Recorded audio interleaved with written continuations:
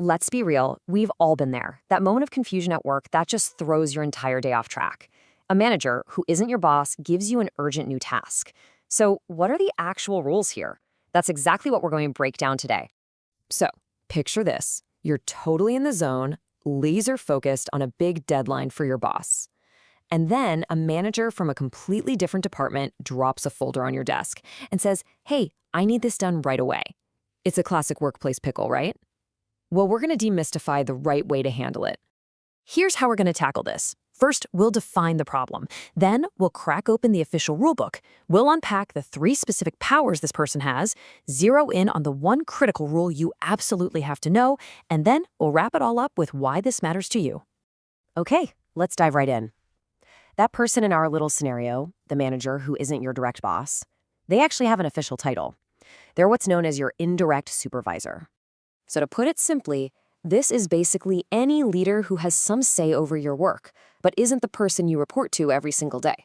You know, think of a project lead, or maybe the head of another department you work with. They can definitely assign you tasks, but they're not the ones doing your performance review or approving your vacation time. And trust me, understanding that difference is everything.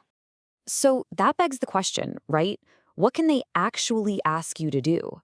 And maybe even more important, where does their authority stop? It's time to get into the official rulebook. Now, at first glance, this might just look like a simple flowchart. But believe it or not, this little chart holds all the secrets. It lays out everything you need to know about the boundaries of an indirect supervisor's power. So let's break it down. As you can see from the chart, their authority really boils down to 3 distinct and kind of escalating powers. We're going to walk through each one, starting with simple tasks and going all the way up to serious discipline. So here they are, the 3 pillars of their authority: directing your job duties, giving verbal warnings, and getting involved in written discipline. But, and this is a big but, how they're allowed to do each one is critically different. First up, the one you'll run into most often: directing your day-to-day work. Yes, an indirect supervisor can absolutely assign you tasks. But here's the catch. That task has to fall within the scope of their job and their responsibilities.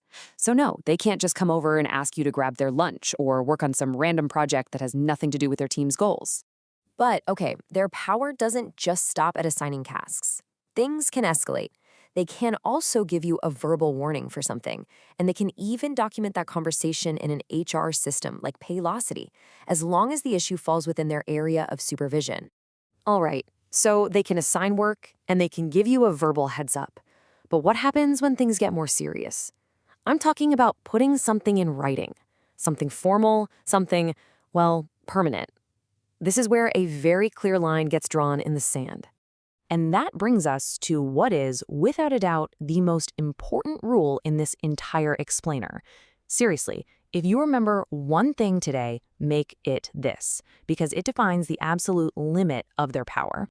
When it comes to issuing a formal, written disciplinary notice, their authority is not absolute. Not even close. It all hinges on one massive, non-negotiable if. And there it is. That's the core principle. An indirect supervisor can issue a written notice only if it is approved by your direct supervisor or someone higher up in your chain of command. They cannot, under any circumstances, do it alone. So a good way to think about it is like this. The indirect supervisor can propose the action. They can write it up, they can make the case for it. But it's your direct supervisor who holds the final authority. They have to be the one to approve it. They're the gatekeeper. And that structure is there for a really good reason. It prevents you from getting mixed signals and makes sure the person who's ultimately responsible for you makes the final call. Okay, so we've gotten into the weeds a little bit here, but why is it so important to understand all these little distinctions? Let's wrap this all up by looking at how this knowledge actually helps you in your day-to-day work life. You see, knowing these rules isn't about getting into office politics. It's about giving you clarity and control.